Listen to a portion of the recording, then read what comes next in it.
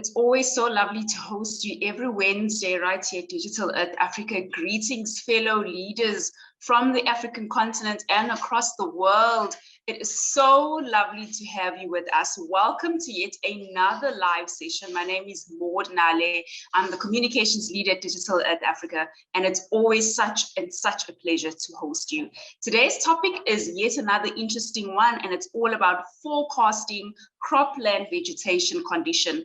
Digital Earth Africa imagery helps measure plant health over time and identify any changes in growth patterns between other similar fields. To tell us more is our capacity development lead here at Digital Earth Africa. No stranger to these live sessions. You may have seen him in your country or engaged with him either on social media or via email. And he's going to be our presenter today. I'm so excited to welcome him onto the virtual stage, Dr. Kenneth Mubia. Dr. Mubia, the stage is yours. Over to you. Thank you so much, Maud. It's a pleasure to be here, and good day, everybody, depending on where you're calling us from. It's great to share about what we have from Digital Africa, which has been made possible by our partners in this call, especially our implementing partners who supported us all the way through the scoping, the development, and all the steps. So from Digital Africa side, the program has been supportive of agriculture food security, just looking closely at supporting the use of Earth observation in supporting food security. Digital Africa has stacks of imagery in analysis-ready format, especially the Sentinel-2 at 10 meters, which the team had a co-development with the partners from Regional Center for Mapping, AgriMed Niger, OSS in Tunisia, and partners in Senegal, CSC, to co-develop something called a crop mask, which has helped in development of this tool on forecasting cropland. And here we use the vegetation index, namely the vegetation index, NDVI, which gives the variability from space where we can identify patterns of growth and identify some anomalies which require intervention. Also then, now more specifically on the forecasting cropland vegetation, Digital Earth Africa has used this model of CRIMAX, which helps to forecast the vegetation index to either 1 or 2 months. And recently we received a request from University of Johannesburg to actually even forecast for 3 months. And this will be very instrumental for looking at the Sahel region, which is a quite big project to support the Green Wall Initiative. So in this particular forecasting vegetation, the program is using the vegetation index, NDVI, to forecast patterns. And this is very useful, especially when we account for other factors such as soil moisture and rainfall, which Digital South Africa also have in the particular program. In this particular case, the steps which are followed is to use the Sentinel-2 at 10 meters, imagine for the whole continent. And now we load the data and load the vegetation index. And also we load in the CRIMAX model, which uses certain parameters, including soil moisture and rainfall. And step by step, we are able to see how it can work for each particular region. And it's quite a step-by-step process. And what you only need to do is to choose an area of interest. This is how Digital Africa tool has made it easy for everybody to come into the platform to actually learn much, much more. And actually next week, my colleague will be doing the same in French so that we can have more examples, leaving no one behind. So in this particular context, you can see an example of a region. Those are the coordinates. And from this model, we can be able to see the steps where we train the data, and also we project what has happened like the last 3 or 4 years. And the training data helps now to actually extrapolate and get forecasting for at least 2 months. And this is quite an insightful project. Also on the other side, we can have an example of a different area. For example, a region in Ethiopia where we are looking at called Kalamsa. It's an agricultural research center, which is very key for Ethiopia in terms of food security. And the same thing, we've been able to forecast for those particular areas. So you can actually use this model for anywhere in the continent Africa, especially where there's a lot of vegetation. So right into the program where we have the Digital Africa Sandbox, and there in your folder, you have real world examples, and there's a notebook called Forecasting Vegetation, which can give you this opportunity. And in this case, the example showing was Forecasting Vegetation, which uses Sentinel-2 data as well as the cropland data, which was co-developed in 2019 with the partners across the continent who are helping us. And also this particular notebook uses this particular model, which has been co-developed with one of our scientists based in Australia to support some food security, and initially used it for somewhere in Zimbabwe. And we continue to use it to do more validation and actually see how it's fit for purpose for every region that we have, with also recognizing our partners from Afrigist who help us develop some of this training for this particular material. Thank you so much, Phoebe and team. So this model works very well. And if you've noticed recently in your sandbox, we've added some extra features because there was a need to add polygons or shapefile. So in this particular case, you can always comment to use a shapefile, and you have to load data somewhere in a folder called data. So for this case, I loaded data for Kalomsa region, which is in a JSON file.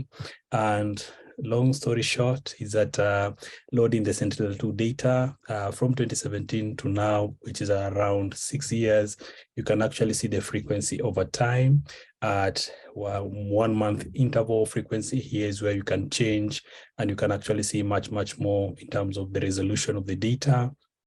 So this is only possible with our partners, and all this data on the Digital Africa is hosted by the Amazon Web Service in Cape Town, South Africa, which means you can access this data from anywhere in the continent or even outside, even having demands for other countries. So the cropland here, you're able to mask different areas.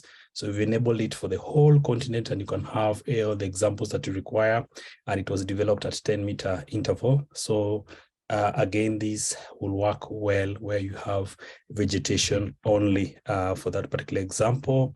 And this particular case, we're using the normalized difference vegetation index. It is where you can change if you want to use enhanced vegetation index. And if you go now down, you'll be able to see where we can plot the vegetation index for the last 6 years for this particular region. And you'll note there are different peaks showing that this is around the time that they're harvesting for this particular area. This is where they grow one of the staple foods called teef, very interesting, which makes good food for us in terms of iron. So food security is key even for now, in case you just had your lunch or you're planning to go for your lunch around 1 p.m. GMT 0 time. So the model runs at least within a few seconds, and it's able to load some parameters that could be of interest, which we received some information from a recent training where the statisticians were really happy to see how we can actually show all the steps in the particular model. And you can see the correlation of the vegetation index, the theory behind it. And the best part is where you can be able to test between the training data and the forecasting of the data, which shows that the pattern is predicted around the same time every year, unless we have specific conditions like pests or drought, or now that we have climate change, things might be a little bit different.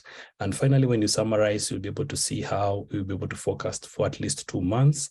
And recently, as we talk now, we received some requests to see if we can do the forecasting at least for tree vegetation, and even do it for a large scale like the whole Sahel. This is very much possible in partnership with everybody. So also we've done all the documentation of the program. If you go now to the real world example, you'll see the example on the forecasting vegetation, which will be here. And you can see all the steps that I've explained, giving you just an example of that particular area. What you just need to do is to load maybe some regions, and you'll be able to see how it can work for your case, giving it some time. And also recently we had some support on the same And also on the GitHub, you can see we have the metadata information, where we initially have the program and the notebooks, and recently updated at least 3 weeks ago, so that we could add the functionality of the shapefile, which was a need to support most of us who are working in different GIS environment. Also on the same, supporting agriculture and food security, and also recognizing the training which was done last year by Afrigist, namely Phoebe, Soma, and the others. There was the need to revisit the crop health, which was asked by our partners, like in a recent training for Ethiopia Statistics, where they wanted to have all these in one particular notebook, giving a summary of the phenology, giving a summary of the rainfall, and also giving a summary of the vegetation anomaly, as well as the crop moisture, so that you can have one product which can give you all these statistics that you can see. So these statistics are also useful in case you're using R packages, or you need to support some other models that you can use. I recognize some of the models that we have, like DSAT model and others, which will require you to have these particular parameters either in a CSV file, which you can later use in your R package to do some forecasting. So the vegetation phenology, as a summary, gives productivity over time. Then the rainfall gives us a likelihood of where we have wet and dry periods. And the vegetation anomaly gives us an option to note some exceptional long-term areas, like when we have long periods of dry seasons or wet. You can actually see either we have El Nino or La Nina phenomena, especially now that we have it in the southern countries in Africa. Also, the soil moisture, we have it at least at 10 meters, which is very useful.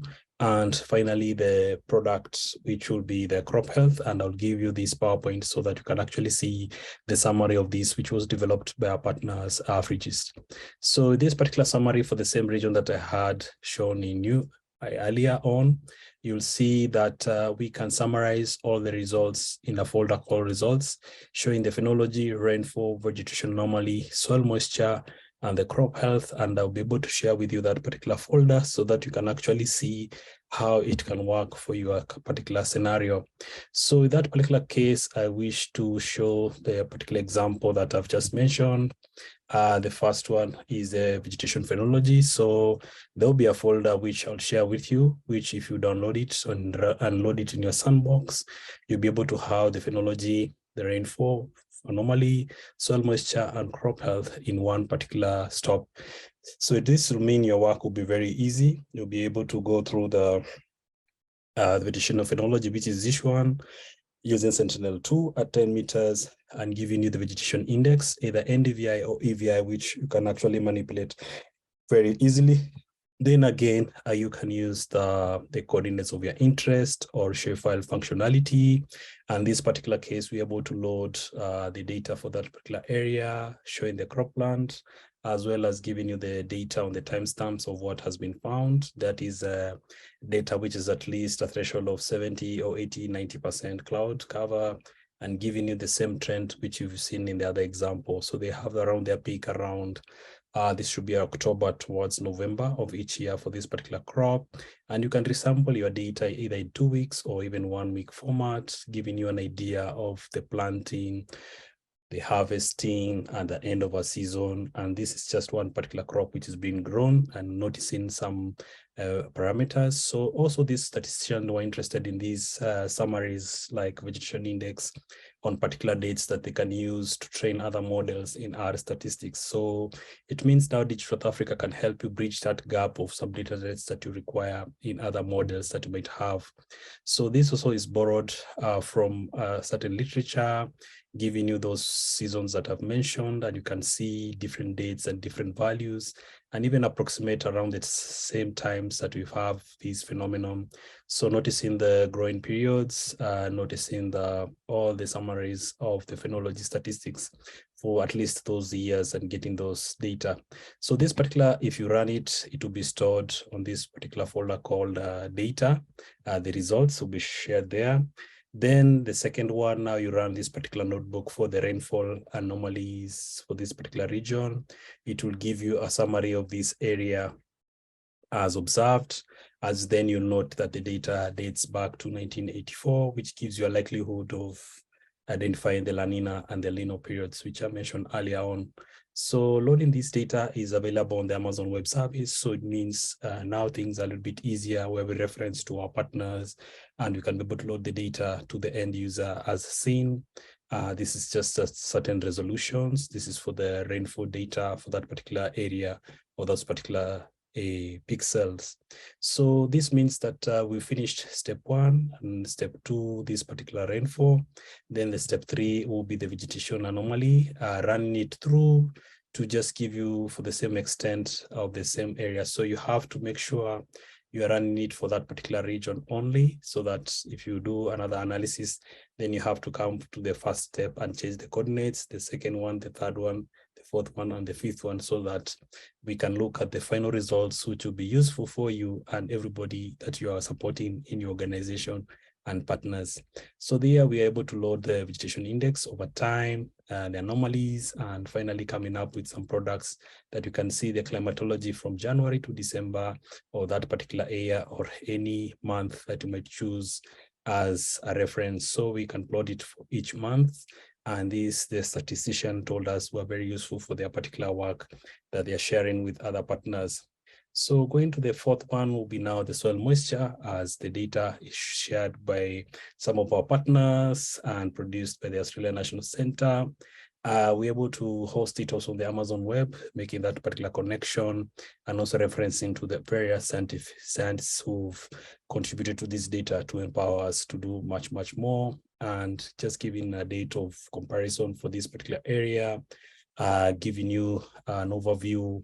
You'll see we're observing almost the same trend around towards the end of the year or the third quarter of the year, that they experience good productivity, and this you can produce as a CSV file that you can is later exported in the folder called results. So this was a very collaborative work with our partners. Thank you so much, Afridist, for helping us develop that particular tool. And it was also part of our training, which was done last year, supporting everyone in the continent. So finally, you're able to end up with the end product, something similar like this, also packaging everything, including the phenology for that particular year, the rainfall information, NDV anomalies, and having these as a summary.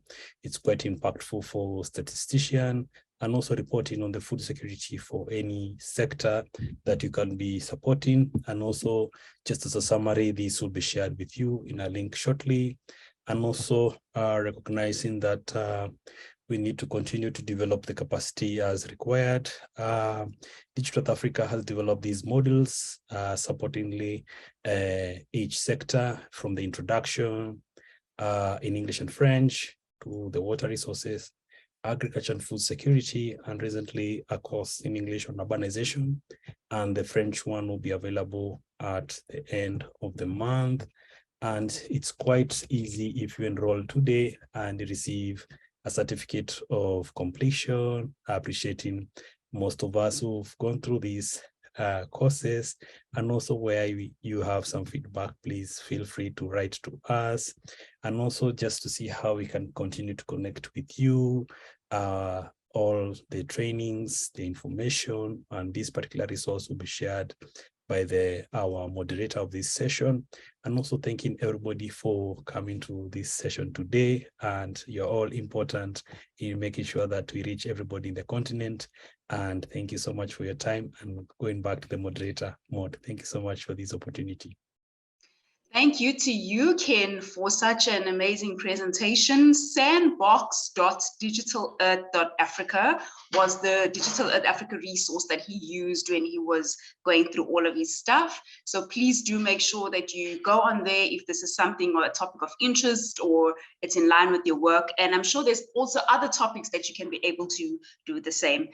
And a reminder too of our free online courses that Kenneth referenced, you can get a certificate at the end of completion. So please do log on to our website, learn.digital@africa.org, take up one of those courses in your area of interest and receive that certificate at the end of completion.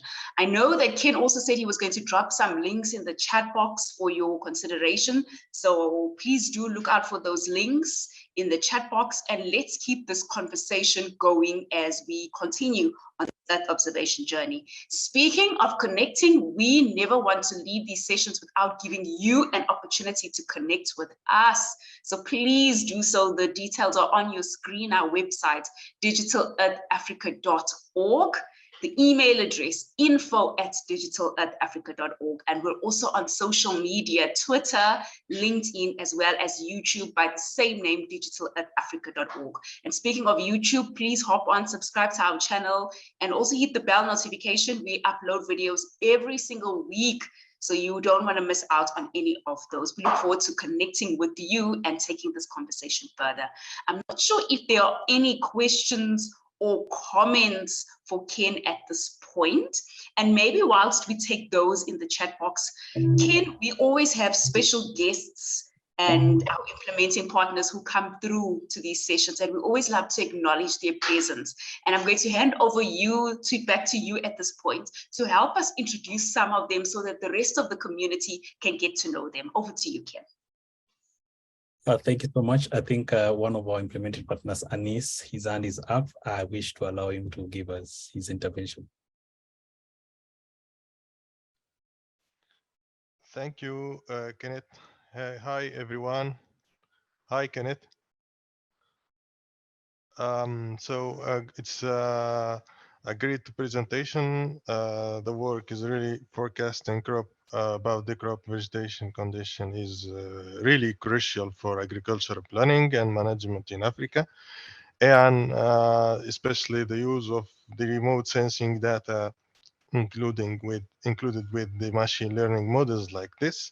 And I particularly appreciate how is the demonstration of the real world, like this application, and especially in the analyzing of historical data and forecasting the vegetation condition for the coming growing season.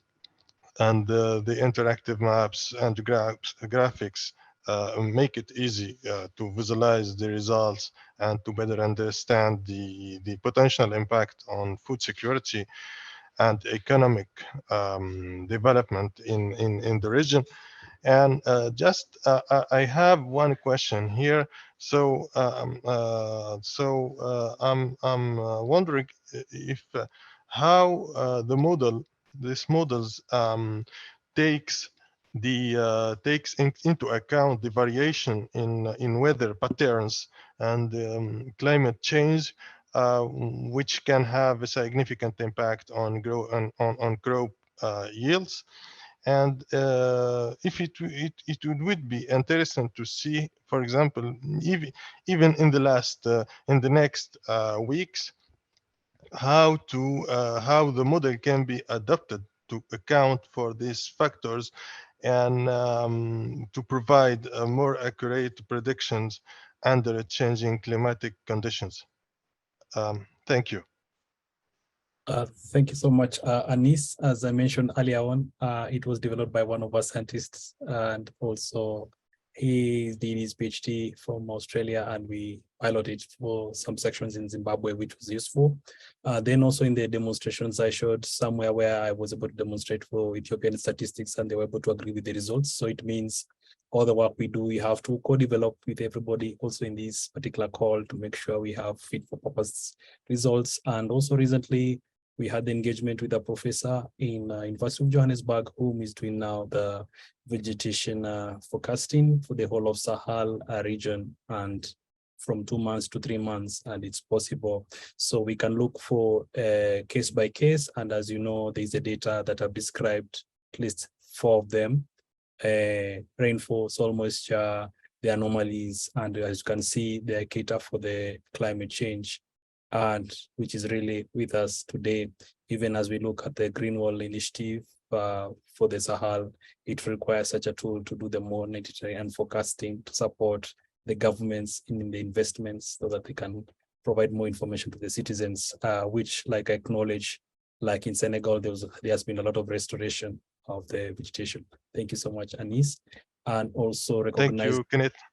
Yes, and also recognizing other partners is that we have very junior most persons from Youth Mappers Network, Momo Lamin from Sierra Leone, if he can be able to share some of the work he's doing. Momo Lamin.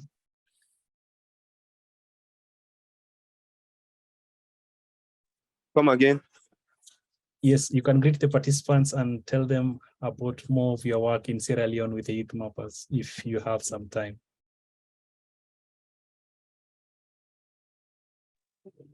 Yeah, Kenneth, thank you very much. It's rather unfortunate. I'm in class, but let me just maybe, can you hear me? Yes, we can hear you. Okay. Of course, we are really doing well with our projects. And through this Digital Arts Africa tools like the water observation from space, we've been able to learn and acquire more skills in conducting research relating to water resources and flooding. Of course, we implemented our projects in April, and we have completed our field work, and we have collected a lot of data, which we use Kubu Toolbox in our data collection. And we are now presently working on and analyzing that data using Digital Arts Africa's water observation from space. And we also want to use the Africa Geoportal, which is another tool for Digital Arts Africa, which we use to upload our points of water resources, which we are able to collect. So on that base, we'll be able to identify communities that have access to good and clean drinking water. And the water observation from space in relation to flooding has been able to assist us a lot in knowing the areas that are risks and prone to flooding. And we have been able to also identify areas that have frequent water, the percentage of water available, and the permanent water bodies that are available in those regions. So it has really enhanced our skills a lot. We have been introduced to other geospatial tools, like you're talking about QGIS, the ArcGIS, but using Digital Arts Africa, I see it's very easy, simple, and good in analyzing spatial data. Thank you so much, Momon. I'm looking forward to other parts of your project. Thank you for joining us all the way from Sierra Leone. And also from this side, I think I've been joined by our partner, Bako, from Agrimet, who has a special message for us. Monsu Bako. Yeah, thank you, Ken, for this good presentation. I have one question for you, Ken, as presenter. I think I'm so happy to see this those products, because this is really what our decision makers need in terms of outputs. But the questions that I want to raise is about having this at the national level. How to do exactly to get this at the national level? Because sometimes we have big countries with more than 1 million square kilometers. You talk about the Great Green Wall area. All those countries need those kind of products. You talk about Sahel. All those countries, I think, need those kind of products. So how to get them at the national level? Perhaps we have to think our partnership with Amazon, how to increase the cloud computing. Perhaps, I don't know exactly, but I want to hear from you as a presenter. Thank you. Thank you so much, Bako, for that difficult question, but it's possible to actually clip the results that we get for country by country basis. Like the initial rainfall anomalies and the vegetation anomalies who are providing it at the continental level, but we added a functionality for shapefile so that we could have it at the country level. Then we've received feedback that people also want at different communes or regions. That's something that we can also work to make sure that the results are fit for purpose. So it's a work in progress, and also we value the feedback we get that we can improve the service. Thank you so much, Paco. Community of users, which keeps growing every single day. We love hosting these live sessions and we love having you with us. I'm going to share my screen once more and invite those who perhaps did not see the different ways you can connect with us. You can connect with us via our website, digital@africa.org, via email, info@digital@africa.org, and we're also on Twitter, LinkedIn, as well as YouTube as Digital Africa. We host these live sessions every single Wednesday from 11 a.m. GMT0. So if today was English and maybe you prefer French, not to worry, next week our session, very same topic, is going to be in French. So we look forward to seeing you there if you're part of the Francophone community. We're about to take a group picture and then we can stay and network and enjoy a little bit of music until we meet again next week for our French live session. Please take care, leaders, and be safe. And depending on where you're joining us from, have a very good day further. Take care and goodbye.